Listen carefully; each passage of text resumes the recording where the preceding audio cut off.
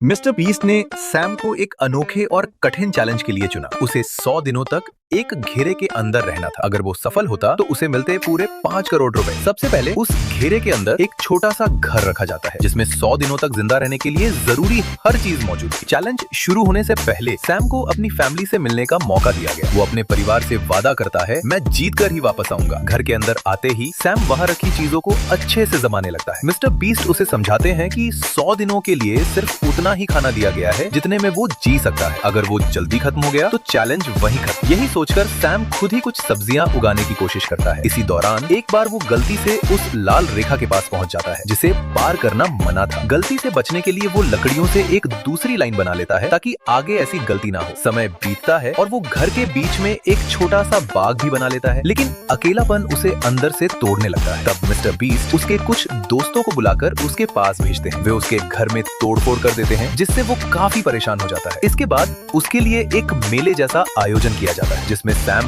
दिल खोलकर खेलता है और एंजॉय करता है। लेकिन जब सब चले जाते हैं तो उसे अपने बच्चों की याद आने लगती है। जब वो अपने कपड़े ठीक कर रहा होता है तो उसे अपनी बेटी की बनाई हुई एक पुरानी ड्राइंग मिलती है जिसे देखकर वो बहुत भावुक हो जाता है। एक रात उसके बिस्तर पर एक मकड़ी आ जाती है जिसके बारे में मिस्टर बीस्ट उसे पहले ही बता चुके होते हैं। डर के मारे सैम पूरा बिस्तर पलट देता है लेकिन मकड़ी नहीं मिलती। इसके बाद आता है फादर्स डे और मिस्टर बीस्ट फिर एक खास सरप्राइज लाते हैं। सैम की फैमिली वापस उससे मिलने आती है। बच्चे उसे गिफ्ट देते हैं और जब बेटी को अपनी बनाई ड्राइंग दोबारा मिलती है तो वो खुशी से झूम उठती है। पूरा दिन परिवार उसके साथ रहता है। अगले दिन मिस्टर बीस्ट एक ऑफर लाते हैं। अगर सैम अभी चैलेंज छोड़ दे तो उसे 1 करोड़ रुपए मिल जाएंगे, लेकिन सैम साफ मना कर देता है। वो कहता है अब कुछ ही दिन बचे हैं, मैं 5 करोड़ जीतूंगा। बाद में चुनौती और कठिन हो जाती है। मिस्टर बीस्ट एक ऐसे इंसानों को बुलाते हैं जो रात भर शोर मचाते हैं जिससे सैम की नींद उड़ जाती है। फिर मिस्टर बीस्ट के दोस्त चारों तरफ पटाखे फोड़ते हैं जिससे उसका मन थोड़ा हल्का होता है। अब उसे 30 दिन तक